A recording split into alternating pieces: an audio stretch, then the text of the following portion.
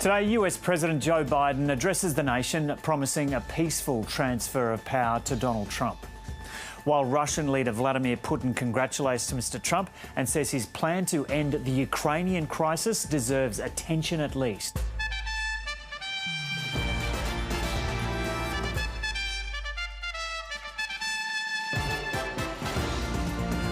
Optus hit with a $12 million fine over last year's 000 outage. 3 people charged over the death of One Direction star Liam Payne in Argentina. And the Prime Minister to take his social media ban plans to National Cabinet this morning.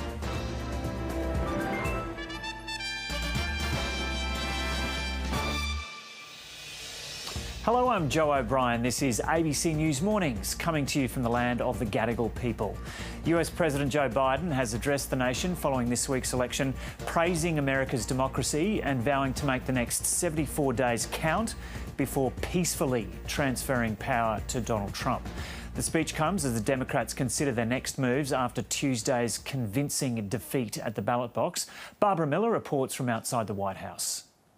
These were pretty brief remarks by Joe Biden delivered from the White House Rose Garden. He spoke for less than 7 minutes in total. He said that he accepted the results of the election and that he had assured Donald Trump that his administration would do everything it could to make sure there was a peaceful transition of power. Now, this seems to be a kind of point of pride for the Democrats to say that, unlike in 2016 when there was all the chaos and violence, that they're not contesting the results and they will ensure that the new administration comes in smoothly and peacefully. And Joe Biden, in a bit of a call for unity, urged Americans, whatever their political persuasion, to come together. Something I hope we can do, no matter who you voted for, is see each other not as adversaries, but as fellow Americans. Bring down the temperature. The president, as his vice president did yesterday, also delivered some fighting talk, acknowledging that many Americans, many Democrats were feeling really hurt, that this was a very difficult time for people, and he encouraged them to keep the faith and keep the fight going. Remember, a defeat does not mean we are defeated. We lost this battle. The America of your dreams is calling for you to get back up. That's the story of America for over 240 years and counting. It's a story for all of us, not just some of us. The American experiment endures. We're going to be okay, but we need to stay engaged. Now, what we didn't get from the president there was any sense of why he thinks that Kamala Harris did not win this election, or any expression of regret that perhaps he could have stood aside earlier and allowed some kind of open primary process to take place. He praised Kamala Harris for an inspiring campaign, but didn't go anywhere near the soul-searching, the recriminations that's going on in the Democratic Party. We then heard from the White House spokeswoman saying, look, he made the right decision at the time. That was after the midterms. The Democrats had done better than expected, and that was the right decision at that time. So that kind of finger pointing, the blame game, it's certainly going on, but just not publicly in the White House briefing room or in events in the Rose Garden. Barbara Miller there at the White House. And Donald Trump's campaign team is pivoting to a transition mode after that decisive election win. The president-elect needs to appoint a new administration, including his cabinet. North America correspondent Jade McMillan is outside Mar-a-Lago in Florida. Jade, g'day. So Donald Trump had some notoriously bad relationships with many staff in his last term. What's expected this time around in trying to ensure that doesn't happen again? Well, we know that Donald Trump's transition team is getting to work now. It is starting to assemble his new administration and to prepare the former president to return to the White House. Now, he will need to pick a new cabinet. He won't be inaugurated until January, but we expect in the next few weeks that Donald Trump will start to make announcements around some of his key appointments. Who will fill those roles, those very critical roles like Secretary of State, Secretary of Treasury and of Defence. We heard from Donald Trump's son, Don Jr., earlier today, who is advising his father as part of this process. He said that lessons had been learned from Donald Trump's first term, that they really were looking for people who would be in line with what Donald Trump wants to achieve, wants to be in line with him as he implements this agenda. So still a lot of questions around what his cabinet is going to look like. I'm sure that there is plenty of jostling taking place behind the scenes at the moment. But one of the names that has been floated as a possible Secretary of State is Marco Rubio, he is a senator here in Florida. He was asked about that speculation earlier. Well, I'm going to work with the Trump administration in whatever capacity they feel is best. I'm not presumptuous to say they're going to pick me. Donald Trump makes that decision, and he makes good decisions about the people that work for him. And Jade, some other high-profile supporters could be in line for jobs?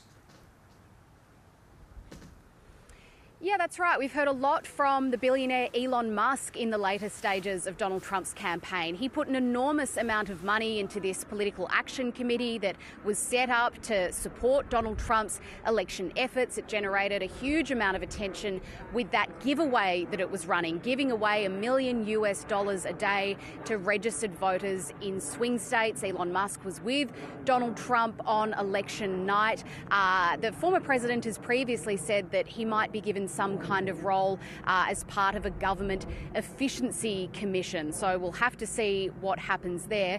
Another name being talked about is Robert F. Kennedy Jr., the former independent presidential candidate. He dropped out of the race through his support behind Donald Trump. He is a well-known vaccine skeptic, but Donald Trump has suggested that he might get some kind of job in public health policy. We did catch up with a few of Donald Trump's supporters here at Mar-a-Lago earlier in the days following his election victory. People have been flocking to this spot to show their support. Here's some of what they had to say about who they were hoping to see given roles in Donald Trump's new administration. And I think he's going to actually bring in people like from the outside, like Elon Musk, Robert F. Kennedy Jr., Tulsi Gabbard, people like that, and even maybe just regular working folk that are involved in politics but aren't actually a sitting member of the House or the Senate. I like RFK Jr. definitely. I love his views on the environment and health and all that. Yep. I think it's really important that we get some people that are center, right from center. We don't have to be extreme right. We need to kind of bring this country together, get rid of all the extreme left socialist and Marxist ideas. So, Joe, Donald Trump himself is keeping a pretty low profile at Mar-a-Lago still. He has been invited to the White House by Joe Biden as part of this transfer of power, as part of the transition process, but no word yet on when that might take place. And so, Jade, you've talked there to the appointment of people in really senior positions. What about lower down positions? There was a lot of talk before the election about this Project 25, just exactly what that it was that, and has there been much talk about that and the appointment of people through the public service who are more in line with Donald Trump's way of thinking? Yeah, Project 2025 got a huge amount of attention from Democrats earlier on in this campaign. Kamala Harris really tried to point people towards it to argue that Donald Trump was offering a very extreme vision for the future of the United States. Now, it was a blueprint of sorts that was put together by a conservative think tank. Donald Trump really sought to distance himself from it. I think his campaign realised that this was becoming a message that was being heard by a lot of voters from Kamala Harris. She would often urge people to Google Project 2025. It sort of became a catch-all for this argument that Donald Trump had this extreme agenda. Now, part of that project was assembling a huge database, really, of names of people who could be brought in to a second Donald Trump term, could be brought in to the public service. Donald Trump has himself spoken about wanting to make sure that he doesn't have people in the public service that would try to undermine, in his view, his agenda in this second term. So I haven't heard a whole lot of talk about that, but it's only been a couple of days since his election win. I think there will be more attention turned to that in the days and weeks and months ahead. OK, Jade McMillan reporting there from Florida. And Global Affairs Editor John Lyons joins us now from Washington, D.C. John, g'day. What did you make of Joe Biden's speech? Well, Joe, I thought it was very much what you'd expect from Joe Biden. He's going through the motions now. He's interested in protecting his own legacy. As Jade was saying, and Barbara Miller, there are recriminations now within the Democratic Party, and he is a target for many people. The knives are not, it's not just knives in the back, it's knives in the front. And the Democrats are starting to go through an inevitable period, actually, when you get smashed as comprehensively as they have, and this was an absolute drubbing, then there will be a lot of recriminations. Joe Biden's not terribly popular at the moment, even among the Democrats, and so I think today he said what he had to say. We need a smooth transition, peaceful transition. The code there was unlike the one that the new president gave me 4 years ago. And then, you know, good on Kamala Harris, and, you know, let's all sort of keep fighting for the cause of things that we value. He didn't address any of the key issues. Did he stay too long? Any of his own culpability in this defeat? So it was sort of, you know, exactly what you would expect. And John, now to Donald Trump, just how damaging were some of his relationships with senior staff during his first term, and how do you think he's going to approach that in this second term? Well, Joe, I think he's learnt a lot. I think Trump 2.0 will be very different from Trump 1.0. When he took over the first time, his first term, he had not just the Democrats resisting him, but he had significant sections of the Republican Party, the sort of the Reagan Republicans who are more conservative, believe in institutions like the Department of Justice, the FBI. Donald Trump was at odds with them. He now, after this result this week, he owns the Republican Party. You know, it's a wholly owned subsidiary now of Donald Trump, at least for the moment. He's learnt a lot from that first term. In the end, he fell out with a lot of his key advisors from that first term. In fact, many of them campaigned against him getting the job again. And I think now he'll value the people who showed him loyalty when he was in the wilderness. He was someone who many people had written off.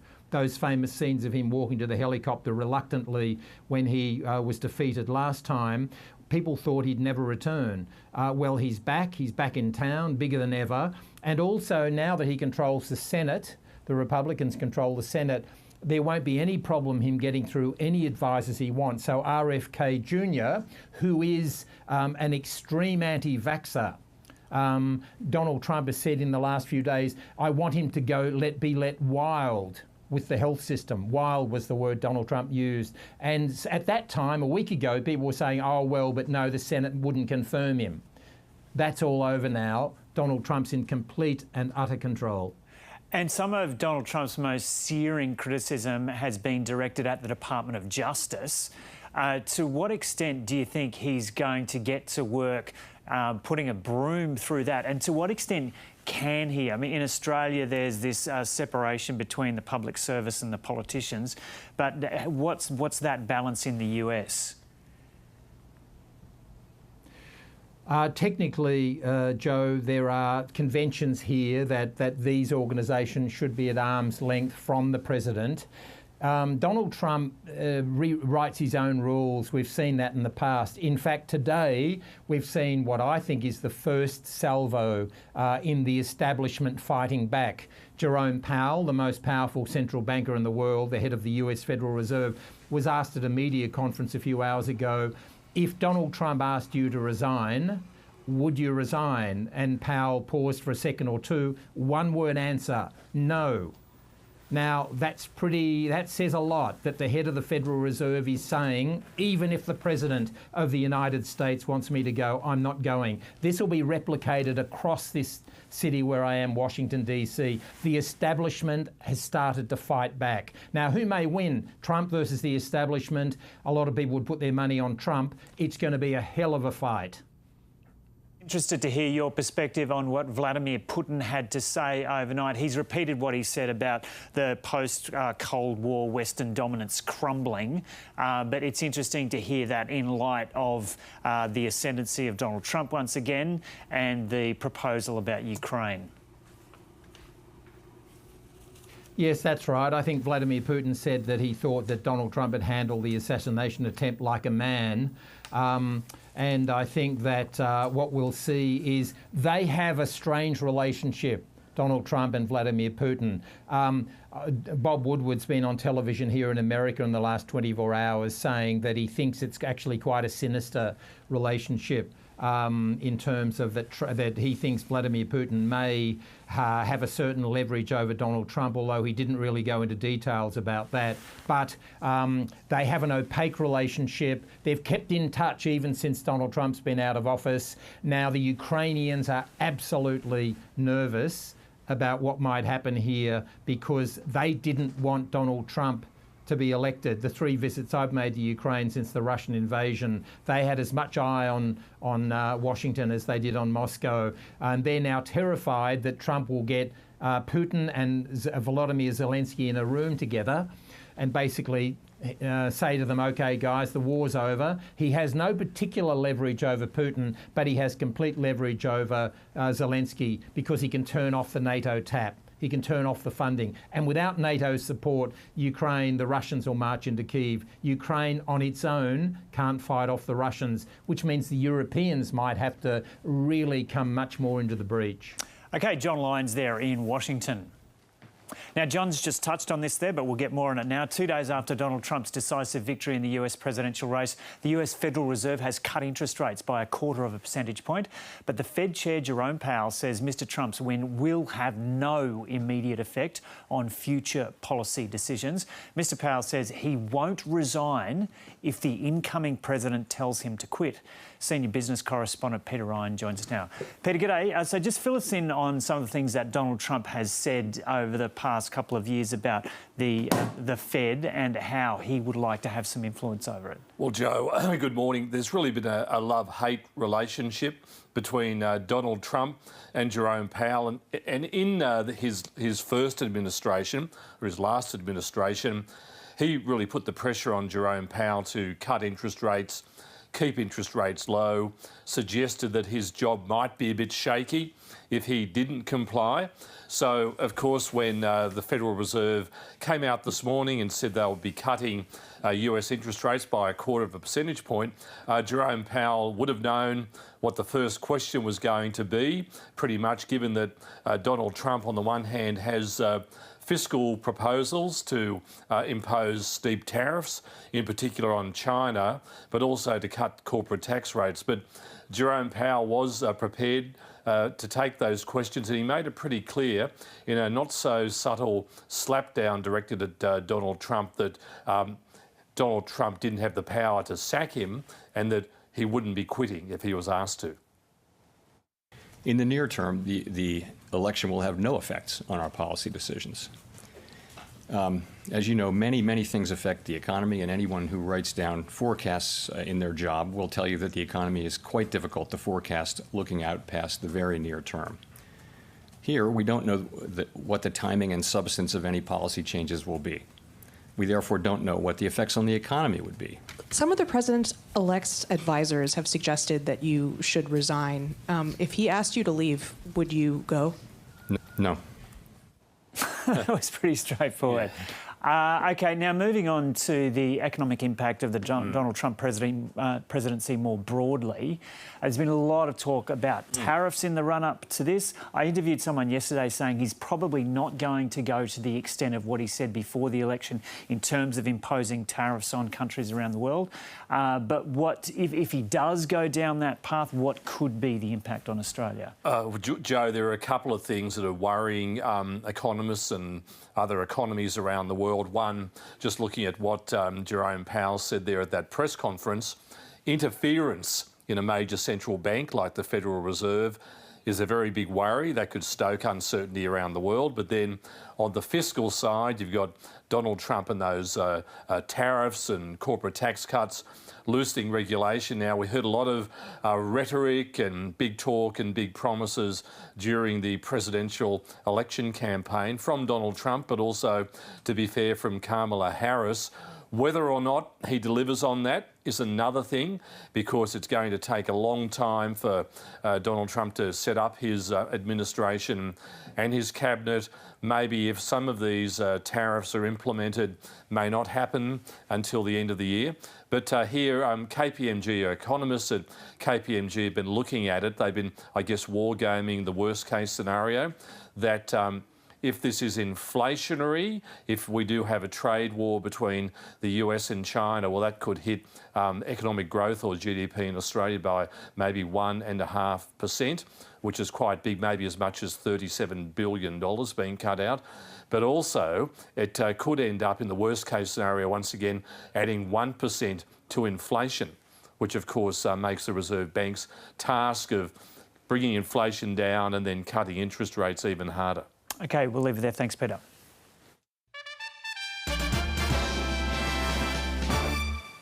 Optus has been hit with a $12 million penalty after thousands of customers were unable to call 000 during last year's unprecedented network outage.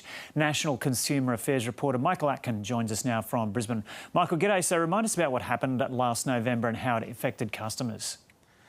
Hi, Joe. Well, any Optus customer doesn't need reminding. Millions of people couldn't use phone or internet for up to 14 hours. It had a massive impact across the economy. People were unable to use EFTPOS machines, but it really disrupted every aspect of everyday life for Optus customers. And there was a lot of concern about the way Optus communicated during the outage, not only with the public, but also with government. And there's been a lot of recriminations since then and inquiries. And we've just had the announcement about this investigation by the telecommunications regulator, ACMA. And so what did ACMA find during its investigation, and what's it said in relation to this $12 million penalty? Well, it found that Optus breached one of its most important obligations, that more than 2,000 people who were trying to call emergency services via 000 or other means were unable to. And so that's people trying to get an ambulance, trying to call the police. And, you know, I spoke to one man who is a Gold Coast resident who's a cancer patient who was having a medical episode, and he says he was trying to get an ambulance and couldn't for some time. And not only that, but the investigation found that after the outage was over, Optus had an obligation to do welfare checks on people who couldn't make those 000 calls, and it found that in more than 360 cases it failed to do so, including the Gold Coast man that I referenced. He said he never got a welfare call from Optus. And what's Optus said?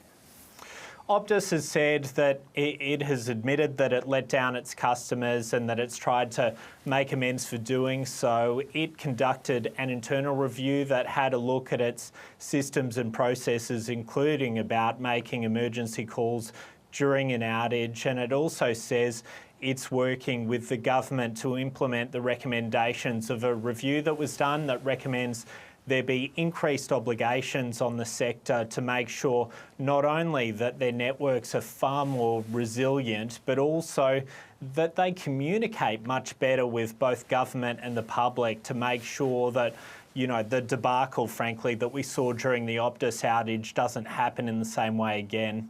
Yeah, and so what happens from here?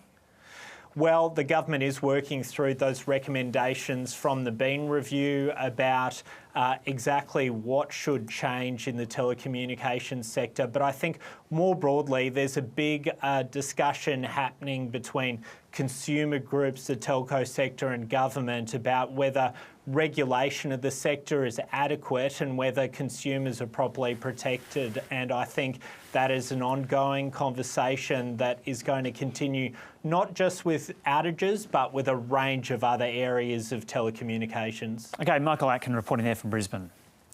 3 people have been charged over the death of One Direction singer Liam Payne. The 31-year-old British musician was found dead last month after falling from the 3rd floor of his hotel balcony. Authorities said in a statement Mr Payne had traces of alcohol, cocaine and a prescription antidepressant in his system when he died. The prosecutor's office in Argentina says the people charged include someone who was close to the singer, a hotel employee and a suspected drug dealer. Banning social media for children under 16 will be the focus of a National Cabinet meeting this morning. Political reporter Evelyn Manfield joins us now from Parliament House. Evelyn, g'day. So what's the Prime Minister hoping to achieve with this? Essentially, Anthony Albanese wants to get the state and territory leaders on board with this proposal to set a minimum age of 16 for social media use. He then, once he has them on board, wants to take this legislation to the Parliament here in Canberra later this month. It looks like it'll have support from the opposition. They have previously indicated that they wanted a minimum age of 16 for social media, and yesterday was saying that they wanted to see this pass by the end of the year. Once this becomes law, it'll then take effect 12 months after that, just to give social media companies some time to be able to set up the way that they need to monitor the age of users. Now, we did get some details from the Prime Minister yesterday about how it could work. That includes that even if you've got permission from your parents to be on social media and you're under 16, that doesn't matter. It also doesn't matter if you've already got an account. You will still be banned under this new legislation. As I said, that will be introduced a little later this month. Now, the other question that does remain is exactly how it's going to work. The tech industry has said, assumedly, it'll require people presenting a form of ID or some sort of facial recognition. But the government, while it has put out this tender to do an age assurance trial, we still don't have the details about who they've chosen and how exactly that'll work. So still some questions there, Joe. And I'm guessing the social media companies aren't exactly embracing this. Look, we have heard from Meta this morning. They were on ABC Radio National. They were saying that they will respect the government's move to have some sort of age restriction. They do acknowledge that social media needs to be a safe space for young people, needs to be age appropriate, is the term that they were using. But they say that they don't think social media companies should be the one that has the onus for this, and rather it should lie with the app stores. Take a listen to Meta's Regional Policy Director. When you get a new phone or a new device, you do spend a bit of time sitting down as a family, setting it all up, and age information is collected at that time. And so there is a really simple solution there that at that one point in time, then the verification can occur. We have also heard from one of the industry bodies saying that this is a 20th century response, this blanket ban, to a 21st century problem. So saying that their concern is this could potentially push kids to darker corners of the internet. As for young people, there's been mixed responses. Some do recognise the harms that can come with being on social media, but others, of course, enjoy it as a place to connect with family and friends. But we'll bring you an update when we hear more from National Cabinet this morning. OK, Evelyn Manfield there in Canberra. Time now for a look at the weather with Stephanie Ferrier. Steph, it's so good to see you. I haven't spoken to you in ages. Now, it has been a while. There's a fair... The last time I remember you was where your hair was all flying around covering the Melbourne Cup a couple of years ago. I thought you were going to talk about my two-tone hair when we were in lockdown. And I thought, here we go again, Joe. OK, so there's a fair bit of heat around today. But did I hear you? I think I overheard you saying this morning there's a bit of snow even around as well? Absolutely. Can you believe it? In all of this heat, we've actually got snow down in Hobart. But let's take a look at the satellite picture first. And we have mid-level cloud extending from North Inland WA. It's stretching all the way across Queensland and down into northern New South Wales. That's bringing embedded thunderstorms over the centre. And we can see a front moving in as well from down in the south with milder conditions in the lower half of the country. But the main feature of the synoptic chart at the moment is this stubborn heat trough. Now that is creating low to severe intensity heat wave conditions with temperatures 6 to 8 degrees above average. So that translates into the low 40s. We've got 42 degrees in Longreach in Queensland, for example. And it also means that there's still high fire danger. You can see all of the high fire danger areas marked in yellow with heat combining with some windy conditions. There are current fire bans that are happening through parts of Sydney and the Illawarra. Thankfully, there are no extreme fire danger areas that would normally show up in orange today. But yeah, a bit of rain around too. Absolutely. We've got a front moving in through the south. That's bringing those showers and cooler winds across South Australia, Victoria and also Tasmania, while a surface trough is continuing to bring those showers and storms from the Kimberley across the centre and through southern Queensland and also northern New South Wales, with some onshore winds bringing showers to the southeast, east coast and down into Tasmania. So you can see that there are some pretty decent totals over our 8-day forecast. Yeah, I was whitewater rafting on the Franklin River in southwest Tassie a couple of weeks ago and it was freezing. I think there's another trip going down there right now and it would be pretty challenging. Okay, so Absolutely. What's happening around the nation today? Yes, well, not those freezing conditions in Queensland, I'm afraid, for all the Queenslanders that are bearing with this sweltering and sticky nights at the moment. You've got severe thunderstorms south of the Sunshine Coast, some isolated storms in the west and south central, just a few showers over the northern parts. But Brisbane, you're going to have a shower or two, most likely from late this morning, and the chance of a storm, possibly severe. You're going to get up to 33 degrees. Now, that stormy weather is spilling over the border into northern New South Wales. That's possibly bringing damaging wind and large hail, but further south it's actually fine. You can see here, Sydney, you're going to have blue skies and 30 degrees, while it's also sunny in Canberra. A little bit cooler though, 24 your top. In Victoria, there was some chance of fog in the east this morning, so that gives you an impression of some of the cooler areas, and some showers in the southwest. Now they're going to extend south and into the mountain districts, and then they'll clear tonight. So Melbourne, you'll have a possible shower this morning and also early this afternoon, but then it is going to clear later and we'll get up to 20 degrees. Tasmania, as you said, it's wet across the board. It's easing this afternoon, as you mentioned before. We are even looking at potential snowfalls to 900 metres in the far south. So it really is a tale of two different, complete almost countries at the moment. Hobart, you've got a shower or two.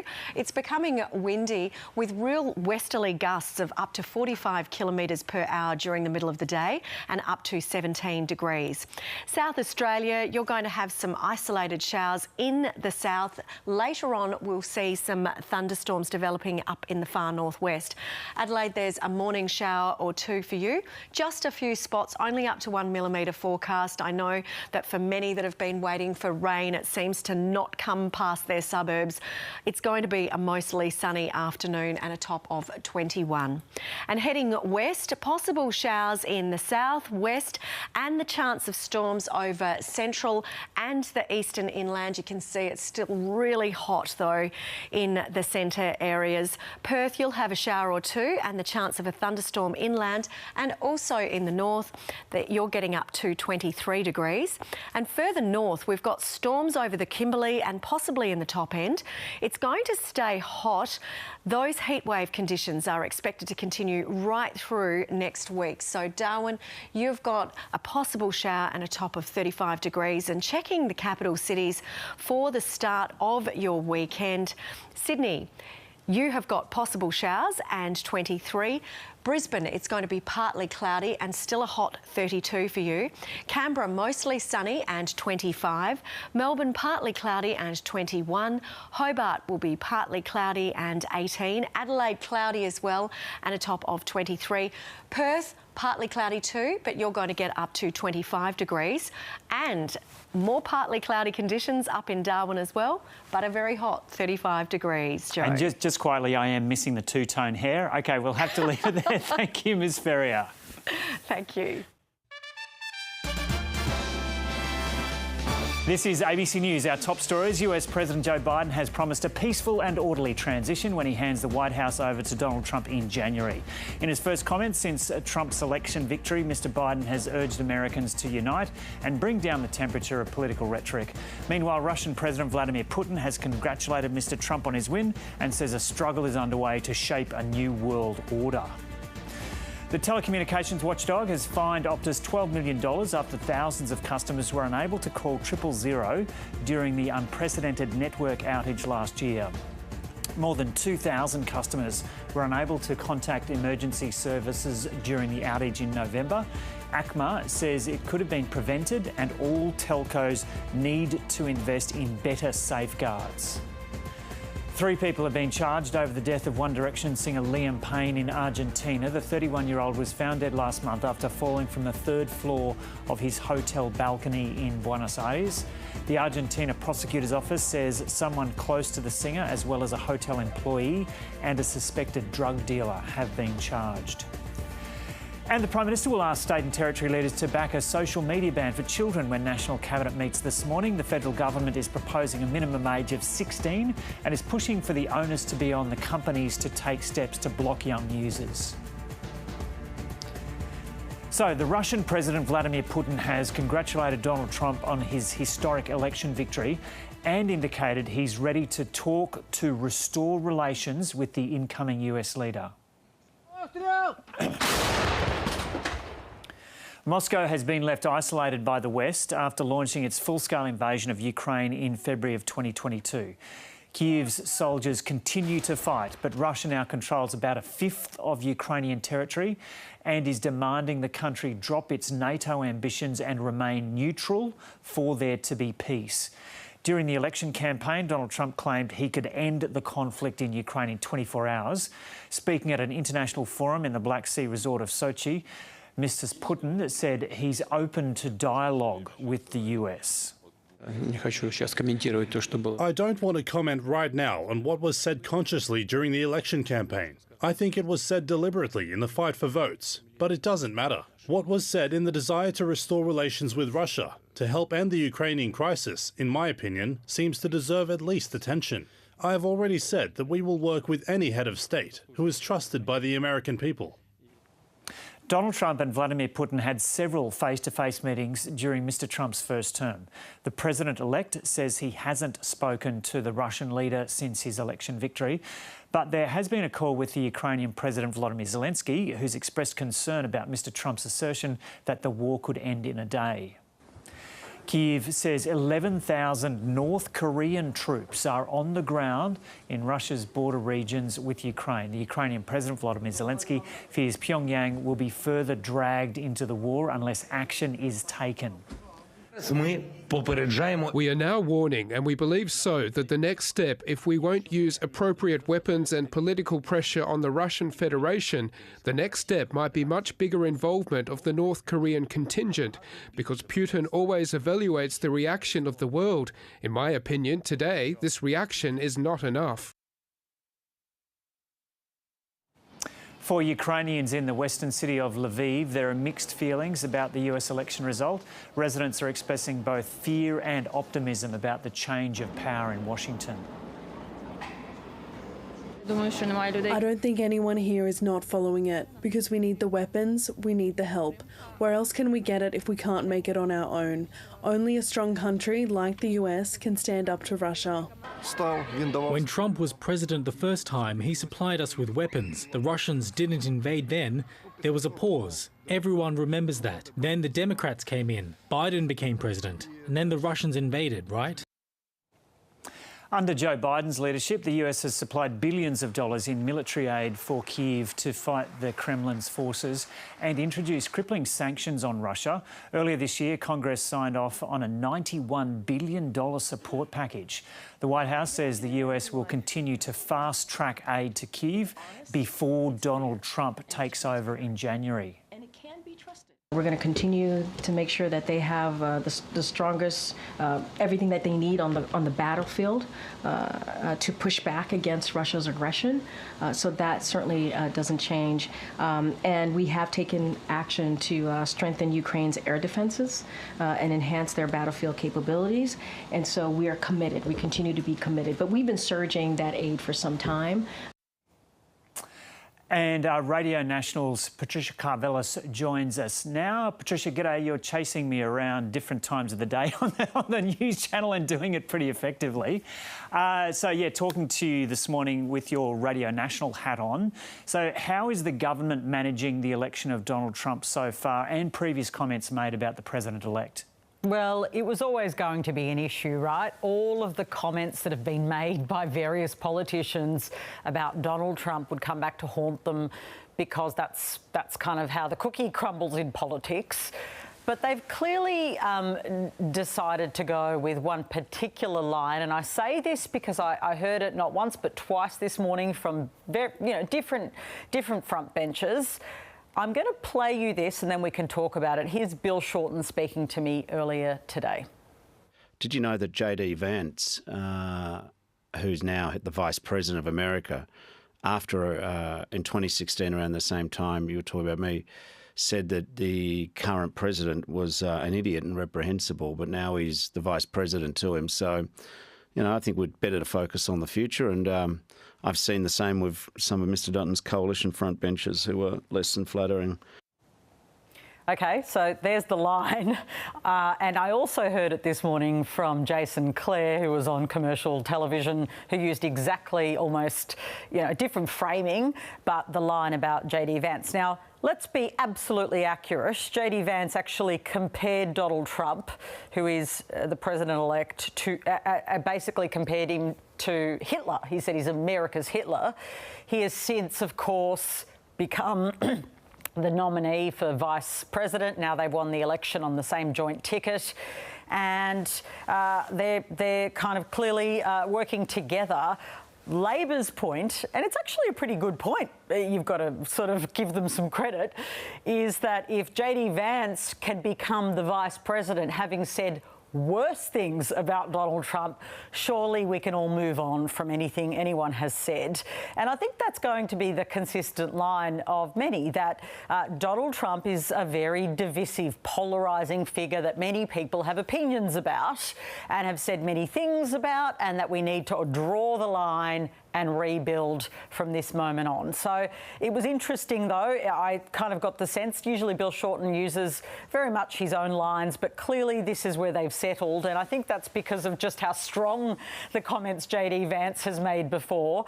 None of our political leaders have compared him, at least in any way that I've seen quoted, to Hitler, so it doesn't really get any more extreme than that. And what's emerging about the implications for Australia from a Trump presidency, of a second term? Well, what's happening essentially is that Australia is playing a very straight bat publicly because Australia wants to make sure that we are not kind of ruffling feathers or causing any trouble, and that we can continue the various projects we have, the biggest one being AUKUS, of course, and that we can continue that. So the other part, of course, is what any trade war would mean, or whether we can get a carve-out in terms of tariffs and how they may affect our trade. There is a lot of diplomacy going on behind the scenes. Clearly, we've got our ambassador in Washington doing a lot of that work, but I suspect we will see the government deploy every single person they possibly can that has any warm ties with Donald Trump or can be kind of used in any way to make sure that a good relationship is built between the administrations, but beyond that, the individuals. So Anthony Albanese and Donald Trump have spoken on the phone. It was, by all reports, a very friendly conversation. now the hard part will begin of actually being able to ensure that what is historically, if you go for the first presidency, quite a unpredictable kind of character and administration is kept as predictable as possible by keeping every line of communication open. Clearly, the government has no interest in trying to kind of, be too heavy-handed in any commentary about Donald Trump. He was democratically elected in the United States, and we deal with lots of different countries. I mean, if you think about the way our government deals with lots of different countries, including China, we try to keep things on the straight and narrow, and that's what the Albanese government will hope to do. It won't make it easy, by the way. Unpredictable leaders mean that there's always curveballs, and some of these curveballs might be coming at the government and the opposition just before an election. So good luck with that. OK, we'll leave it there, Patricia Karvelas. Thanks. Now let's see what's making news in the Pacific region. Joining us from Solomon Islands capital Honiara is the ABC's Solomon Islands reporter, Chris Enrita or Manu Leong. Chrissy, g'day, good to see you again. This week the world's eyes have been fixed on the US election. We've spent about 35 of the last 40 minutes talking about the US election, and the Pacific is no exception. What's the reaction been like there to Donald Trump's win? Well, like you mentioned, there's been quite a number of reactions, with so far Solomon Islands has been the only Pacific country that has come out slightly critical of a Trump leadership. Now, Permanent Secretary for Foreign Affairs Colin Beck tells me they have noted that in the past, the US has withdrawn from the Paris Agreement under Donald Trump as well. And this is something, in his words, we'll be watching very closely. Now, some Pacific leaders have also been issuing more diplomatic-friendly statements. Fiji's Prime Minister Sitiveni Rabuka hopes that Mr. Trump's term in office will be marked by peace as he looks forward to deepening bilateral ties with the United States. Other similar congratulatory messages have also come in from PNG's Prime Minister James Marape and Tonga's Prime Minister Siausi Sovaleni. But one of the major concerns that's been raised here by Pacific policy analysts is whether or not a Trump administration would really care for the Pacific. Now, particularly when it comes to climate change initiatives. Now, this has been something that has been set up by the Biden administration. But either way, Joe, there's strong support in many Pacific Island communities for President-elect Trump, as academics here explain that Trump appeals to the largely Christian population of the Pacific. And staying in the Solomon Islands, yesterday the Chinese government announced visa-free travel for Solomon Island citizens to and from mainland China. How significant is this? It's a huge deal for Solomon Islanders. Well, currently there is no visa-free travel between not only Solomon Islands and Australia, but between Pacific Island countries and Australia, although Australia remains our closest neighbour. So having this initiative is a huge deal for many Solomon Islanders. This visa-free travel arrangement, however, will allow citizens from both countries to spend at least up to 30 days. And in the Pacific, Tonga and Fiji are two other countries that have similar arrangement with China. At the witnessing the signing of this agreement, Solomon's Prime Minister Jeremiah Manele has called this a milestone in the diplomatic relations with China Ambassador Kai Wei-ming, seeing this also as a way to enhance the exchanges that both country and their people have. Now, this visa-free arrangement will come into effect early next year. But Chrissy, is it the fact that many people travel from Solomon Islands to China? Do you know anyone in Solomon Islands who's done that? Well, in fact, China remains Solomon Islands' largest trading partner, and in terms of businesses and investment, there's been an influx of tourists and business people coming into the Solomon Islands and vice versa. Okay, and lastly, moving to rugby, it's a huge weekend for Tongan Rugby League, with the men in red taking on Australia in the Pacific Championship final after a big win against New Zealand last week. That's right. Tongan Rugby League is having a moment, as they should, and our socials have been going crazy as thousands of Tongan fans in Australia throw their support behind their heroes at an open fan training just recently, well, this week in Sydney ahead of the finals. But not too many happy Tongans back home as this match is being played on Sunday, and it's a rule in Tonga that Sunday means nothing apart from church, but that will not stop them for the Sea of Red celebrations after that 25-24 win against New Zealand. And our reporter will be among many other Tongans in the Matema Tonga fever, which loosely translates to, you know, die for Tonga. And we have seen hectic celebrations of that MMT fever from the Tongan supporters. But of course, the Australian Kangaroos do have home advantage. I do have my part of Sea of Red here, but I will not be biased. May the best team win. And I just want to give you the pleasure, Chrissy, of repeating. What was that scoreline with the Tonga over New Zealand? 25-24. Good stuff.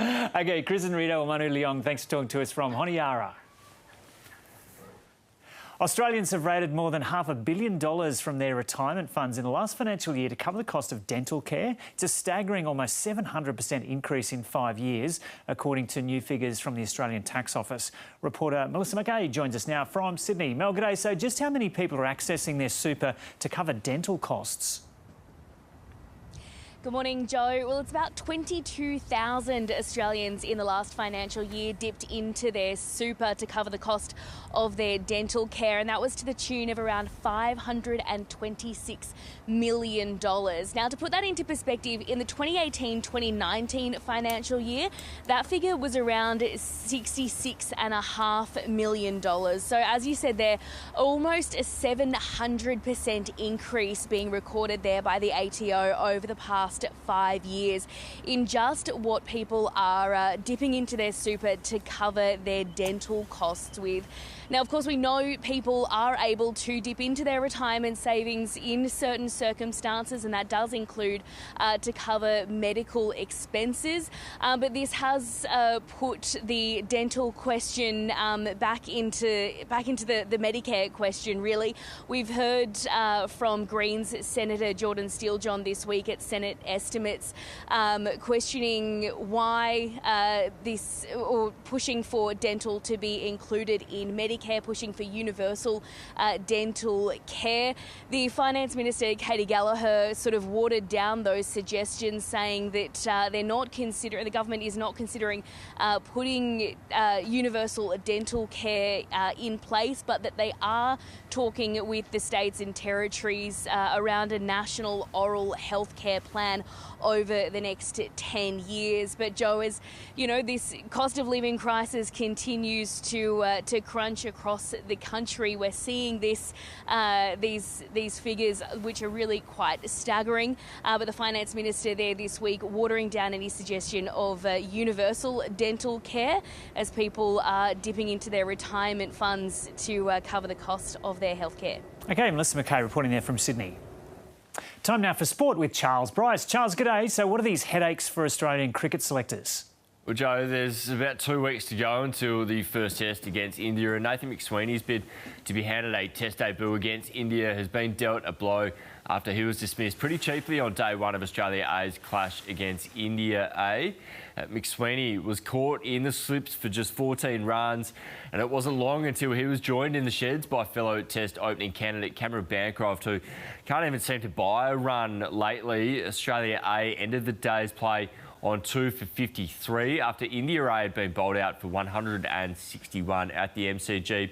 Michael Neser was the pick of the bowlers. He took 4 for 27, but he had to leave the field with a hamstring injury late in the day. And how tight was this nail biter in the WBBL last night? Yeah, it was pretty exciting. The Perth Scorchers, they've held on to win an absolute thriller against the Renegades in the WBBL. The Scorchers could only manage 108 runs in the first innings as Alice Capsey tore through the lineup with 5 wickets. The Renegades struggled with the bat. At one stage, they were 6 for 58. They needed 5 runs off 3 balls for victory, but they fell 3 runs short. There was also another game yesterday. Heather Knight led Sydney Thunder to a 19-run win over the Heat. Knight smashed an unbeaten 59 runs off 34 balls to take the Thunder to 170 for the innings. Samantha Bates took 4 wickets for the match. And we were just talking to our Pacific reporter Chris and Rita, or Manu Leong, in Solomon Islands about the Tongan victory over the Kiwis. Huge. What's happening with the Wallabies? Well, Joseph Akuso Sualia has jumped from rugby league to union and will make his test debut for the Wallabies this weekend. The Wallabies take on England at Twickenham. The 21-year-old is yet to play a game of senior rugby, and his NRL career finished just 6 weeks ago when the Sydney Roosters were beaten by the Melbourne Storm in the preliminary finals of the NRL. Sua Ali signed a lucrative 3-year contract. Matt Parrish, who coached Sua Ali at the 2022 Rugby League World Cup, said he's got no doubt that he'll be the greatest league convert to union. So wow, plenty big of call. pressure on him. Yeah, absolutely. And in Rugby League, who's on the move from the Parramatta Eels? Well, it's the captain, Clint Gutherson. He's been released from his final year of his contract to pursue other opportunities. Gutherson is looking to secure a longer-term deal in the NRL and said that he'll always cherish his time at the Eels. He's played more than 200 games. He joined the Eels in 2016. Parramatta coach Jason Ryall said he would have liked to have kept Gutherson, but respected his desire to explore other opportunities. OK, Charles, good to chat. Time now to check the weather. Here's Stephanie Ferrier.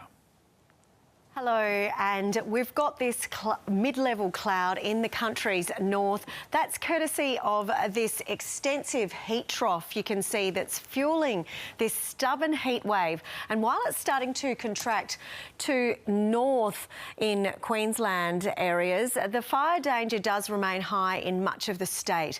It's stretching south and also large parts of the west with the heat. But in the south, another front is keeping conditions mild, while that surface trough brings showers and storms across the centre, and onshore winds bring showers to the southeast as well as down into Tasmania. So for Queensland, we could see severe thunderstorms south of the Sunshine Coast, some isolated storms in the south and west as well as central areas. Brisbane, you'll have a shower or two, most likely from late this morning, and the chance of a storm, possibly severe. It's going to get to 33 degrees. That stormy weather spills over the border into northern New South Wales, possibly bringing damaging wind and large hail, but in Sydney it is sunny, just the slight chance of a few spots along the coast, and a top of 30 degrees. Canberra, blue skies as well, and 24.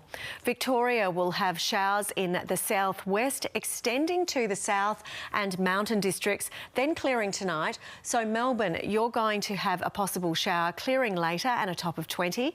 For Tasmania, it is wet weather across the board, easing this afternoon. Even snow falling to 900 metres down in the far south. For Hobart, it's a shower or two for you and becoming windy, a top of 17.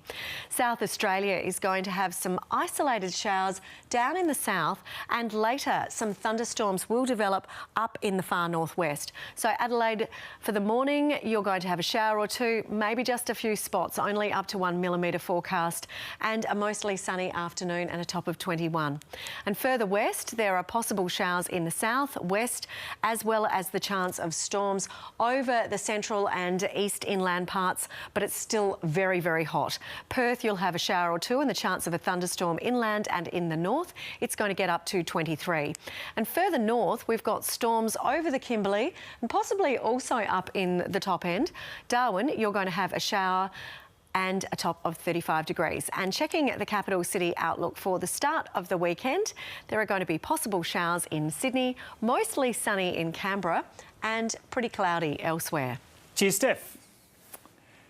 Stick with us here on the ABC News Channel. Going for a short break now. We'll be back soon. But just before we go, bring you this breaking news. The US President-elect Donald Trump has named Susie Wiles. She was the manager of his victorious campaign as his White House Chief of Staff. So that's one of the first big names, big appointments we've heard in this process that the Trump team is going through of appointing key people. Stick with us here on the ABC News Channel.